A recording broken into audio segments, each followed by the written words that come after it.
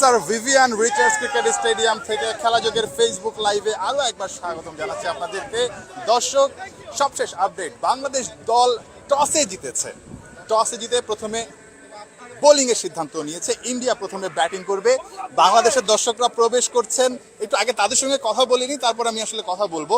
বাংলাদেশ দল টস জিতেছে, টসে জিতে আসলে বাংলাদেশ প্রথমে বল করার সিদ্ধান্ত নিয়েছে। ইন্ডিয়ার যেই কঠিন লাইন আপ, আসলে ব্যাটিং এর যে লাইন আপ, কি মনে হচ্ছে, ডিসিশনটা কেমন হলো? এটা আসলে খুব গুড ডিসিশন। আজকে বাংলাদেশ অবশ্যই জিতবে, কারণ কি প্রথমে অনেক গরম আছে দেখতেছেন।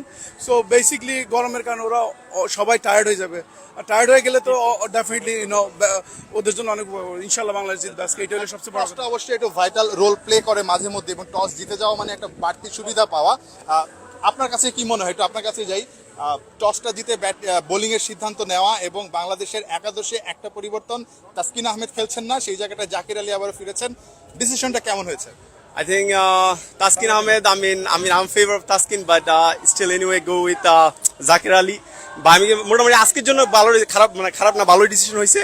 বাট বাংলাদেশ আজকে যেহেতু পরে ব্যাটিং করতেছে, I have now more believe that they could win this game today, because second batting 2020-তে it's a very good choice. ঠিক আছে, and with a good weather, good environment, I think Bangladesh gonna win today ইনশাআল্লাহ, hopefully. মানে কি মনে হচ্ছে, weather condition সবকিছু বিবেচনা করলে বাংলাদেশের চান্সেস কেমন?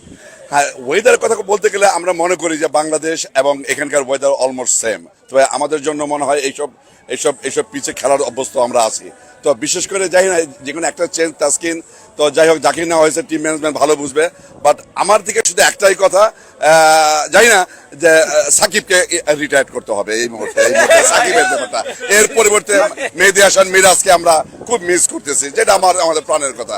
তো Shakib, no more Shakib, so finish, is retire. Shakib কিন্তু একটা ম্যাচে জিতিয়েছে, তারপরও কেন মনে হচ্ছে? হ্যাঁ, একটা ম্যাচে জিতে দেখেন, লাস্ট ম্যাচের মধ্যে দেখেন সে বল করে, সে জানে মাইর খাবে দেখে সে আর কোনো বল করে নাই। এটা টিম ম্যানেজমেন্টের সিদ্ধান্ত হতে পারে, ক্যাপ্টেনের সিদ্ধান্ত হতে পারে, স্ট্র্যাটেজি। বাট সে একসময় ভালো ছিল, আমাদের দেশের জন্য ভালো, বাট এখন এটা মানায় না। এখন একে মানে আমি মনে করি এটা সাকিব কিন্তু একটা ঘোষণা দিয়েছেন যে নেক্সট ওয়ার্ল্ড কাপটাও খেলতে চান, সুতরাং সাকিবের আসলে চান্স নাই সেরকম। কি মনে হচ্ছে, আপনার কি মনে হয় আসলে সাকিব আসলে ইন্ডিয়ার বিপক্ষে সবসময় কিন্তু একটা ভাইটাল রোল প্লে করে থাকেন, বিগ ম্যাচের প্লেয়ার সাকিব আল হাসান, কি মনে হচ্ছে এই ম্যাচে আসলে তিনি কতটুকু রোল প্লে করতে পারবেন? I hope Sakib will do much better in this match. I expect Taskin should play this match, but Taskin is not playing. I think that might affect us. Zakir is a good batsman, but Zakir should be in, and Taskin should be in. There should be some opener, because the Tanjid is flop, Liton is flop, so one should be dropped from the opener. And Zakir should be in, and I think Taskin should be in the team, and I think it's a bad decision. Okay, 4 ছক্কার play card নিয়ে আপনারা মাঠে প্রবেশ করছেন। যাবার আগে একটু বাংলাদেশ বলে জোরে আওয়াজ হবে।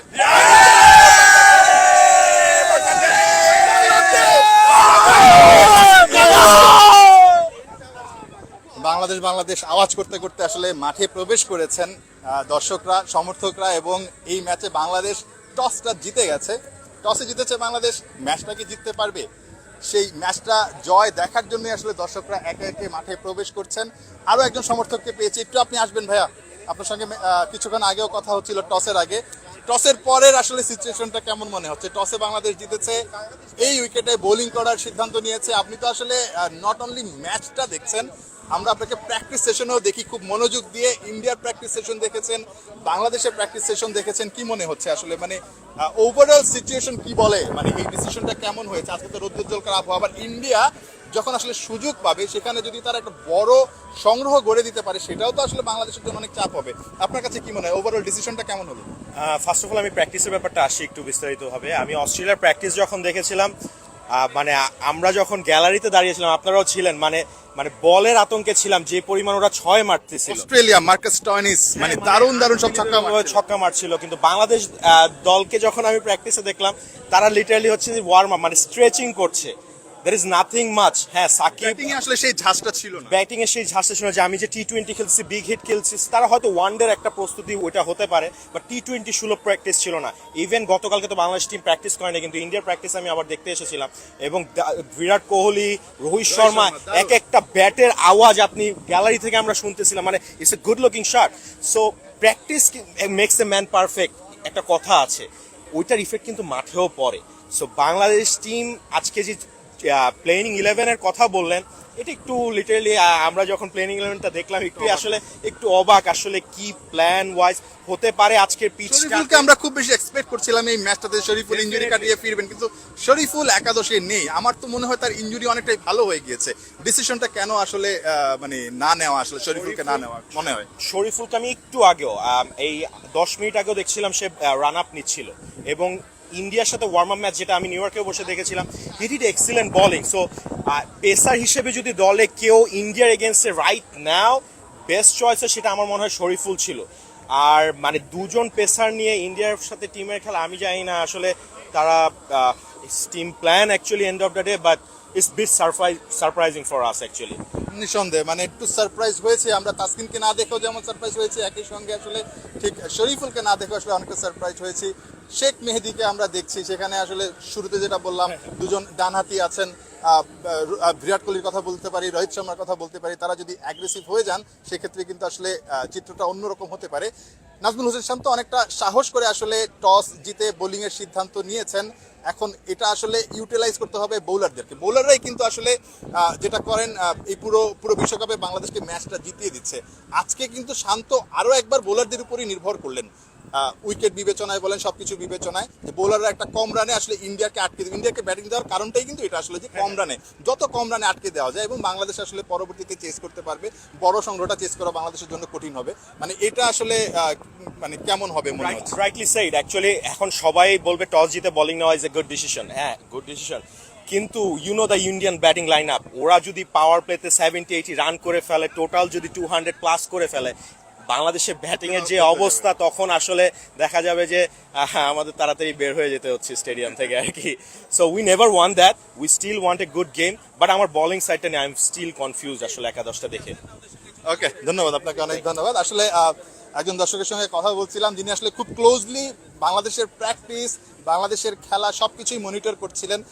সেই জায়গা থেকে তিনি অনেক ভালো ভালো কিছু মন্তব্য করেছেন, এবং এটাই আসলে সত্য যে বাংলাদেশ দল টস জিতে বোলিং নিয়েছে, বাট সবচেয়ে কঠিন কাজটা বাংলাদেশের জন্য হচ্ছে গিয়ে ইন্ডিয়াকে কম রানে আটকে দেওয়া। খুব একটা সহজ কাজ না, সেটা বাংলাদেশের টিম ম্যানেজমেন্টও জানে, ক্যাপ্টেনও জানে, সবাই জানে। আসলে সেই কঠিন কাজটাই বাংলাদেশ করতে হবে, করবে, এজন্যই আসলে এই ডিসিশনটা নেওয়া। একই সঙ্গে একাদশে যে পরিবর্তনগুলো এসেছে, বা একটা পরিবর্তন এসেছে, সেটা আসলে অনেকটা সারপ্রাইজিং ছিল। শরীফুলকে আমরা দেখছি না, শরীফুলকে আসলে আমরা ওই ইন্ডিয়ার বিপক্ষে ওয়ার্ম আপ ম্যাচে ছিটকে যেতে দেখেছিলাম। আজকের ম্যাচটা আমরা সবাই আশা করছিলাম যে শরীফুল ব্যাক করবে, বাট শরীফুল আসলে এই ম্যাচটা ব্যাক করতে পারেনি, বা ব্যাক করায়নি আসলে টিম ম্যানেজমেন্ট। তাসকিন আহমেদও আসলে খেলছেন না, কি কারণে, ইনজুরি সমস্যা আছে কিনা সেই আপডেটটা আসলে আমরা এখনো অবধি পাইনি, তবে তিনি একাদশে নেই, এবং সেই জায়গাটায় জাকের আলী অনেককে আনা হয়েছে। ব্যাটিং স্ট্রেংথটা আসলে বাড়ানো হয়েছে ভারতের বিপক্ষে। বাংলাদেশের টপ অর্ডারটা যেহেতু আসলে টানা ফেল করছে, এর আগের ম্যাচটাও দেখেছি, তাদের ইন্টেন্ট নিয়ে আসলে প্রশ্ন উঠেছে। সব কিছু মিলে বাংলাদেশ দল আসলে ব্যাটিং ডেপথটা বাড়াতে চেয়েছে, ব্যাটিং ডেপথটা বাড়িয়ে ইন্ডিয়ার বিপক্ষে আসলে বাংলাদেশ ভালো কিছু করতে চাইছে। চেজিংয়ে আসলে বাংলাদেশ কেমন করবে সেটাও কিন্তু আসলে একটা কঠিন প্রশ্ন। ইন্ডিয়া যদি কোনো কারণে বড় একটা স্কোর দাঁড় করায়, বাংলাদেশের যে ব্যাটিংয়ের নড়বড়ে অবস্থা, এই ম্যাচটা আসলে চেস করে জেতাটা বাংলাদেশের জন্য কতটুকু সহজ হবে, এটা আসলে একটা প্রশ্ন থেকেই যাচ্ছে। আরও একবার আপনাদেরকে স্যার ভিভিয়ান রিচার্ড স্টেডিয়ামের পরিস্থিতিটা দেখিয়ে বিদায় নিব। ম্যাচের মাঝে আবার আপনাদের সঙ্গে যোগ দিব, এবং নিশ্চয়ই ভালো কোনো সুখবর নিয়ে যোগ দিতে পারবো সেই প্রত্যাশাটাই করছি। শেষবারের মতো একটু স্যার ভিভিয়ান রিচার্ড স্টেডিয়ামের সবশেষ পরিস্থিতিটা আপনাদেরকে একটু দেখাতে চাই। আপনারা দেখছেন এখনও আসলে দলে দলে মানুষ প্রবেশ করছেন, এখনও দলে দলে মানুষ প্রবেশ করছেন, বাংলাদেশি দর্শকরা প্রবেশ করছেন। এবং আজকে যেটা দিনের শুরুতে আপনাদেরকে দেখাচ্ছিলাম যে এখানে অনেক বেশি সাপোর্ট থাকবে আসলে ইন্ডিয়া, নিঃসন্দেহে। সেখানটায় বাংলাদেশি গুটি কয়ে যারা দর্শক এসেছেন, তারা আসলে কতটুকু ডমিনেট করতে পারেন গ্যালারি থেকে সেটা দেখার বিষয়। আমরা সাউথ আফ্রিকার কিছু দর্শককেও দেখতে পাচ্ছি, একেবারে জার্সি পরে তারা মাঠে প্রবেশ করছেন। তাদেরও এখানে খেলা আছে, এবং তারাও আসলে এখানে কি বলে খেলবে, সুতরাং তাদেরও হয়তো দেখার একটা ইচ্ছে, বা তারাও দূর দূরান্ত থেকে এসেছেন যে আসলে সাউথ আফ্রিকাকে সাপোর্ট দিতে, এবং মাঝামাঝি এসে তারা আসলে এই ম্যাচটাও দেখে ফেলতে চাইছেন সামহাউ। ভালোই আসলে সবকিছু মিলে একটা দারুণ একটা ক্রিকেটিং ওয়েদার আমরা দেখতে পাচ্ছি, আবহ।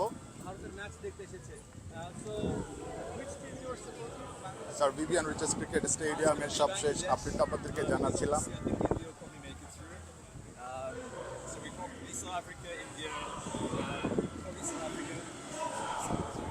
মোটামুটি মাঠে যারা প্রবেশ করার ম্যাক্সিমামই আসলে প্রবেশ করে ফেলেছে। দর্শক, আরও একবার যারা খেলাযোগের ফেসবুক লাইভে এই মুহূর্তে যুক্ত হয়েছেন তাদেরকে জানাতে চাই, বাংলাদেশ দল টস জিতেছে। নাজমুল হোসেন শান্ত টস জিতে আসলে ফিল্ডিংয়ের সিদ্ধান্ত নিয়েছে। যেই ওয়েদার, আজকে প্রচণ্ড রোদ, বৃষ্টির একটা ফোরকাস্টে সম্ভাবনা আছে, তবে সেটা 10টা থেকে 11টার মধ্যে হওয়ার কথা ছিল। তো সেই টাইমটা অনেকটা পার হয়ে যাচ্ছে। এটা একটা সুখবর যে শেষ পর্যন্ত হয়তো বা বৃষ্টি বাগড়া দিতে পারবে না। কিন্তু আপনারা যদি ক্যামেরা দেখেন, দূরে কিছুটা মেঘ জমেছে। যেই আকাশে মেঘটা জমেছে, সেই মেঘটা আসলে বৃষ্টি হয়ে ঝরে কিনা সেটাই কিন্তু একটা বড় প্রশ্ন। অস্ট্রেলিয়ার বিপক্ষে ম্যাচে আমরা দেখেছি যে আসলে ফাইনালি বৃষ্টির কারণে ম্যাচটা অস্ট্রেলিয়া জিতে গেছে 28 রানে। যদিও বাংলাদেশ আসলে ভালো করতে পারেনি, জিতেছে তারা। সাউথ আফ্রিকান সমর্থকরা বাংলাদেশ বাংলাদেশ বলে আসলে তারা চিৎকার করছে বা স্লোগান দিচ্ছে, দারুণ ব্যাপার দেখতে আসলে। এনিওয়ে, যেটা বলছিলাম যে আসলে বৃষ্টি একটা বাগড়া হতেও পারে ম্যাচের কোনো একটা অংশে, কারণ এই পাশটায় প্রচণ্ড রোদ, মাঠের উপরে প্রচণ্ড রোদ হলে দূরে আমরা দেখতে পাচ্ছি মেঘ জমা হয়েছে, এবং এই মেঘটা যদি কোনো কারণে বৃষ্টি হয়ে ঝরে সেক্ষেত্রেই কিন্তু আসলে ম্যাচে বাগড়া বাঁধতে পারে। অনেক ইকুয়েশন, নানা সমীকরণ আসলে সামনে এসে পড়তে পারে।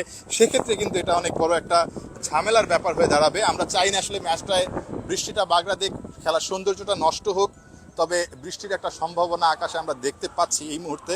হুট করে আসলে আকাশটা কালো হয়ে গেছে। ঠিক এই জায়গা থেকে যদি কোনো কারণে শেষ পর্যন্ত বৃষ্টিটা আসে বাংলাদেশের জন্য, সেটা বা দুই দলের জন্য আসলে খুব একটা ভালো কিছু হবে না, কারণ ম্যাচের গতিপথটাই আসলে পরিবর্তন করে দেয় এই বৃষ্টিটা।